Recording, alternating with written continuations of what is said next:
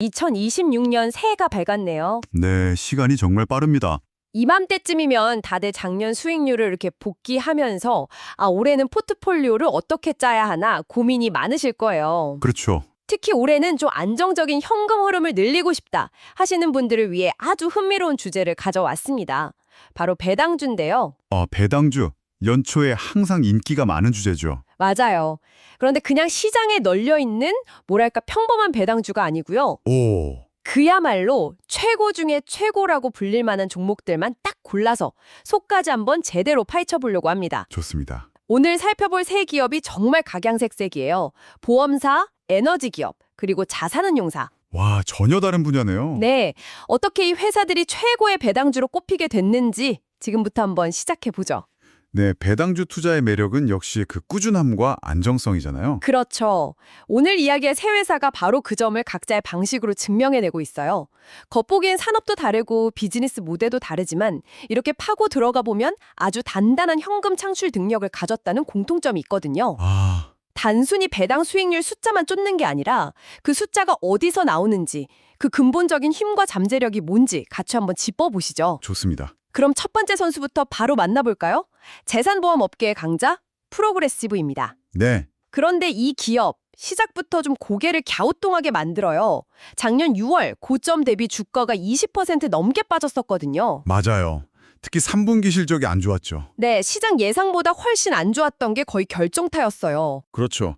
일회성 비용이 예상보다 크게 잡히면서 이익이 확 줄었으니까요. 투자자들 입장에서는 이 회사 문제 있나? 하고 충분히 걱정할 만한 상황이었죠. 바로 그겁니다. 그런데 여기서부터가 정말 미스테리하고 흥미로운 지점이에요. 어떤 점이죠? 그렇게 실망스러운 실적을 발표한 직후에 주가가 갑자기 방향을 틀어서 다시 오르기 시작했다는 거예요. 이건 일반적인 상식하고는 완전히 반대되는 현상이잖아요. 시장 참여자들이 바보도 아닐 텐데 대체 뭘 본 걸까요? 하하, 바로 그 지점이 이 기업의 핵심 가치를 보여주는 대목이에요. 핵심 가치요? 네, 시장은 실적 발표라는 결과보다 그 이면에 숨겨진 보험업의 본질, 바로 회복 탄력성이라는 심에 주목한 거죠. 회복 탄력성이라. 말이 좀 어렵게 들리는데요. 좀 더 쉽게 설명해 주실 수 있나요? 물론이죠. 보험사의 비즈니스 모델을 생각해보면 간단해요. 보험료를 어떻게 정할까요? 사고율 같은 걸 보지 않나요? 맞습니다. 바로 작년의 데이터를 기반으로 정합니다. 작년에 자연재해가 많아서 보험금 지급이 늘었다. 혹은 사고가 많아서 비용이 많이 나갔다. 그러면 올해는 그 데이터를 바탕으로 보험료를 올려버리는 거예요. 잠깐만요. 그건 보험사 입장에서나 좋은 거 아닌가요? 소비자들이 계속 오르는 보험료를 언제까지나 순순히 받아들여 줄까요? 여긴 너무 비싸네 하면서 더 싼 경쟁사로 옮겨갈 위험은 없나요? 아주 날카로운 질문이에요. 물론 그런 위험이 있죠. 그렇죠. 하지만 중요한 건 작년에 비용이 늘어난 건 프로그레시브만의 문제가 아니라는 거예요. 업계 전체의 문제다. 그렇죠. 업계 전체가 겪는 문제죠. 그래서 경쟁사들도 다 같이 보험료를 올릴 수밖에 없는 환경이 만들어져요. 게다가 자동차 보험이나 주택 보험은 스트리밍 서비스처럼 마음대로 끊을 수 있는 게 아니잖아요. 필수지에 가깝죠. 네. 그러니 소비자 입장에서는 울며 겨자 먹기로라도 새로운 가격을 받아들일 수밖에 없는 구조가 되는 겁니다. 이제 그림이 좀 그려지네요. 그러니까 시장이 3분기에 나쁜 실적을 보고 이 회사 망가졌네 라고 생각한 게 아니군요. 그렇죠. 오히려 내년에 보험료를 대폭 올릴 수 있는 확실한 명분이 생겼구나. 그럼 내년, 내후년 이익은 훨씬 더 좋아지겠네 하고 한 발 앞서 내다봤다는 거군요. 정확합니다. 시장이 나쁜 실적이라는 표면적인 뉴스에 속지 않은 거죠. 네. 오히려 이래서 보험사가 쉽게 망하지 않는구나 하는 비즈니스 모델의 본질을 재확인하는 계기가 된 거예요. 와. 실제로 프로그레시브는 이런 힘을 바탕으로 지난 10년 동안 단 한 분기도 빼놓지 않고 매출이 성장했어요. 10년간? 매 분기요? 네. 이익은 좀 오르락내리락 했지만 전체적으로 보면 같은 기간 2배 이상 늘었고요. 정말 대단하네요. 단기적인 악재는 오히려 장기적인 투자 기회가 될 수 있다는 걸 보여주는 완벽한 사례 같아요. 맞습니다. 그래서 투자자들이 다시 몰려들었고 그 결과 예상 배당 수익률이 무려 6.1%까지 올라온 거군요. 그렇죠. 위기 속에서 오히려 그 진가가 드러난 셈이죠. 알겠습니다. 프로그레시브가 과거의 데이터를 바탕으로 미래의 안정성을 확보하는 전통적인 강자라면 두 번째로 만나볼 기업은 좀 달라요. 네. 아예 미래의 패러다임을 온몸으로 받아들여서 안정성을 만드는 곳이더군요. 바로 넥스테라 에너지죠. 네, 맞아요. 보통 유틸리티, 그러니까 전기나 가스 같은 공익사업 주식하면 어떤 이미지가 떠오르세요? 안정적이긴 한데 좀 지루한 느낌? 마치 벽에 페인트가 마르는 것 같달까요? 아, 그 비유 좋네요. 확실히 마르긴 하는데 역동적인 재미는 없는. 사람들이 넷플릭스는 끊어도 전기는 못 끊으니까 망할 일은 없겠다 싶지만 이걸로 큰 돈을 벌 수 있을까 하는 의문이 드는 그런 주식이죠. 하하, 아주 정확한 비유예요. 안정적인 현금 흐름을 얻는 대신 높은 성장률은 포기해야 한다는 게 유틸리티 주식에 대한 통념이죠. 맞아요. 그런데 넥스테라 에너지는 바로 그 통념을 아주 유쾌하게 깨버리는 굉장히 특별한 회사입니다. 겉으로 보기엔 플로리다 주민 1,200만 명에게 전기를 공급하는 평범한 전력회사 같은데 뭐가 그렇게 특별한가요? 바로 전기를 만드는 방식에 그 비밀이 있습니다. 방식이요? 네. 넥스테라의 포트폴리오를 들여다보면 전체 발전량의 절반 이상이 태양광이나 풍력 같은 재생에너지에서 나와요. 와, 절반 이상이요? 네, 그리고 3분의 1 정도가 청정에너지로 분류되는 천연가스, 8%가 원자력입니다. 석탄이나 석유 같은 전통적인 화석연료 비중이 극도로 낮죠. 와, 포트폴리오 자체가 그냥 미래 에너지 종합 선물 세트 같네요. 맞아요. 만약 오늘날 기후변화나 여러 사회경제적인 압력을 고려해서 유틸리티 기업을 처음부터 새로 만든다면 아마 딱 넥스테라 같은 모습일 거예요. 낡은 화력발전소를 잔뜩 가진 경쟁사들이 미래의 환경 규제 때문에 골머리를 앓을 때 넥스테라는 이미 준비가 다 끝나 있는 거죠. 이건 엄청난 경쟁력이에요. 그런데 한 가지 궁금한 점이 있어요. 네, 말씀하세요. 재생에너지라는 게 좋긴 한데 태양광 패널이나 풍력 터빈을 짓는 데는 어마어마한 초기 투자 비용이 들잖아요. 그렇죠. 그렇게 돈 들어갈 때가 많은데 어떻게 30년 넘게 배당금을 매년 인상하는 게 가능한 거죠? 심지어 지난 10년간 배당금 규모가 거의 3배나 커졌다고요. 이게 상식적으로 잘 이해가 안 되거든요. 아주 좋은 지적이에요.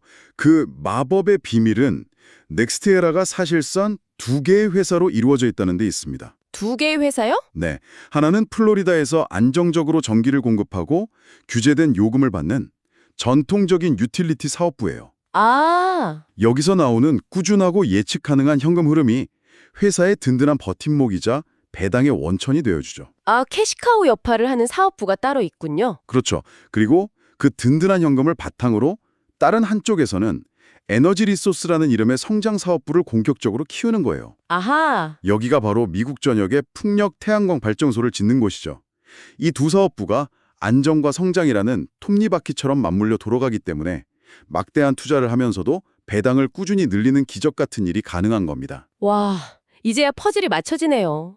안정적인 유틸리티 사업으로 배당과 투자금을 확보하고 그 돈으로 미래 성장 동력인 재생에너지에 투자한다. 이건 배당주 투자자들이 꿈꾸는 가장 이상적인 조합 아닌가요? 네, 맞습니다. 예상 배당 수익률이 2.8%로 프로그레시브보다 낮아 보여도 그 배당금이 계속 성장해 왔다는 스토리가 있으니 훨씬 더 매력적으로 들리네요. 바로 그겁니다. 안정성과 성장성 두 마리 토끼를 모두 잡은 거죠. 넥스테라의 핵심 투자 포인트가 바로 거기에 있습니다. 알겠습니다. 넥스테라는 미래의 자산을 직접 만들어서 성장하는 회사였네요. 그렇죠. 그런데 만약에 그런 자산을 직접 만들고 관리하는 건 복잡하니까 그냥 전 세계에 흩어져 있는 가장 좋은 미래형 자산들에 골고루 투자하고 싶다면 어떨까요? 그게 바로 우리가 마지막으로 만나볼 기업 브룩필드 자산운용의 사업 모델인 것 같더군요. 네, 정확히 보셨어요. 넥스테라가 직접 농사를 짓는 농부라면 브룩필드는 전 세계에서 가장 좋은 농산물이 나올 밭을 골라서 투자하고 관리해주는 전문가 집단이라고 할 수 있죠. 이 회사의 비즈니스 모델을 보면 뭐 브룩필드 인프라스트럭처 파트너스나 브룩필드 리뉴어블 파트너스 같은 특정 분야에 특화된 투자 상품을 운영하고 그 대가로 꾸준히 수수료를 받는 구조잖아요. 네, 맞습니다. 그런데 솔직히 자산운용업이라는 게 경쟁이 정말 치열하잖아요. 다들 비슷비슷한 상품을 내놓고 싸우는데 브룩필드가 특별한 이유가 뭔가요? 브룩필드는 대체 무엇에 투자하는가? 네. 바로 이 질문에 답이 있습니다. 보통 자산운용사들은 주식시장 지수를 따라가는 상품을 많이 만들죠. 네, 그렇죠. 하지만 브룩필드는 그런 평범한 곳에는 별로 관심이 없어요. 이들은 부동산, 인프라, 대체 에너지, 심지어 원자력, 그리고 최근에는 인공지능 데이터 센터나 사모펀드처럼 아주 전문적이고 일반 투자자들은 접근하기 힘든 분야에 집중적으로 투자합니다. 아무나 할 수 없는 투자를 한다는 거군요. 그렇죠. 더 중요한 건 그런 투자를 통해 독점적인 기회를 만들어낸다는 거예요. 독점적인 기회요? 예를 하나 들어볼게요. 작년에 알파벳, 즉 구글이 브룩필드가 소유한 수력 발전소에서 무려 30억 달러 어치의 전력을 사기로 계약했어요. 와, 구글이랑요? 네. 생각해보세요. 우리가 개인 투자자로서 어떻게 구글과 이런 전력 계약을 맺을 수 있겠어요? 불가능하죠. 불가능하죠. 브룩필드는 바로 이런 특별한 기회를 발굴하고 관리하면서 막대한 수익을 내는 겁니다. 와, 그 얘기를 들으니 회사가 달라 보이네요. 단순히 펀드 매니저가 아니라 세상을 움직이는 핵심 자산들을 직접 주무르는 플레이어라는 느낌이 드는데요. 바로 그거죠. 그래서 연간 15%에서 20%라는 엄청난 장기 성장 목표를 자신 있게 내세우는 거군요. 맞습니다. 그리고 더 놀라운 건 주주들과의 약속이에요. 약속이요? 그렇게 벌어들인 이익의 최소 90%를 주주들에게 배당금으로 돌려주겠다고 공언했거든요. 90%나요? 네. 회사가 성장하는 과실을 투자자들과 확실하게 나누겠다는 강력한 의지를 보여주는 거죠. 정말 화끈하네요. 그런데 이 회사 예상 주가 수익 비율 PER이 30배 정도로 꽤 높던데요. 아, 네. 이걸 간단히 생각하면 제가 투자한 원금을 회수하는데 30년이 걸린다는 뜻으로 볼 수도 있잖아요. 보통 성장주가 아니면 상당히 부담스러운 숫자인데 이건 어떻게 받아들여야 할까요? 좋은 질문이에요. PER은 현재 이익을 기준으로 계산하니까요. 네, 만약 브룩필드가 지금 수준의 이익만 계속 내는 회사라면 30배는 당연히 비싸죠. 그렇죠. 하지만 이 회사는 매년 15에서 20%씩 성장하겠다고 목표를 세운 곳이에요. 이런 고성장 기업의 가치를 평가할 때는 현재 이익이 아니라 미래에 훨씬 더 큰 이익을 봐야 합니다. 아, 작년에 분기 배당금을 15%나 인상한 것도 우리는 약속대로 성장하고 있으니 믿어달라는 메시지로 볼 수 있고요. 아하. 그러니까 이 30이라는 숫자는 현재 가치에 대한 평가라기보다는 앞으로 브룩필드가 계속해서 구글 같은 독점적인 투자 기회를 발굴해낼 거라는 시장의 강력한 믿음과 기대감이 반영된 가격이군요. 맞습니다. 지금 당장이 아니라 미래의 성장 파이프라인에 투자하는 셈이네요. 바로 그겁니다. 장기적인 관점을 가진 투자자에게는 충분히 매력적인 선택지가 될 수 있는 이유죠. 네, 오늘 정말 흥미로운 새 기업의 속사정을 깊이 있게 들여다봤네요. 한번 정리해 볼까요? 네. 첫 번째, 프로그레시브는 나쁜 실적이라는 위기 속에서 오히려 보험업 본질의 힘을 증명해 보였고요. 네, 회복 탄력성. 두 번째, 넥스트라 에너지는 안정적인 캐시카우와 미래 성장 동력을 결합해 안정적 성장의 교과서를 보여줬습니다. 그렇죠. 안정과 성장을 동시에. 그리고 마지막, 브룩필드 자산운용은 독점적인 미래 자산에 투자할 수 있는 티켓을 판매하는 강력한 성장 잠재력을 뽐냈네요. 맞아요. 오늘 살펴본 세 기업은 단순히 배당을 많이 주는 회사가 아니에요. 각자 보험업의 본질을 꿰뚫고 에너지 산업의 패러다임을 바꾸고 미래 먹거리를 선점하는 방식으로 미래를 아주 영리하게 준비하고 있다는 공통점이 있죠. 들으면 들을수록 참 매력적인 기업들이라는 생각이 듭니다. 안정적인 소득과 미래 성장 두 가지를 모두 고민하는 분들께 정말 좋은 힌트가 될 것 같아요. 마지막으로 이 이야기를 듣고 계신 여러분께 생각해볼 질문을 하나 던져드리고 싶어요. 네. 우리는 오늘 소득을 만들어내는 세 가지 아주 다른 길을 살펴봤어요.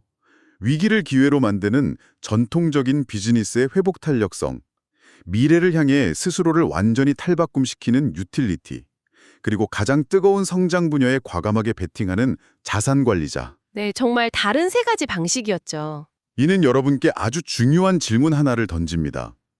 여러분의 투자 소득이 어떤 종류의 미래 성장 스토리에 속하기를 원하시나요? 아, 예측 가능한 위기 속에서도 굳건히 버텨내는 안정적인 회복 탄력성인가요?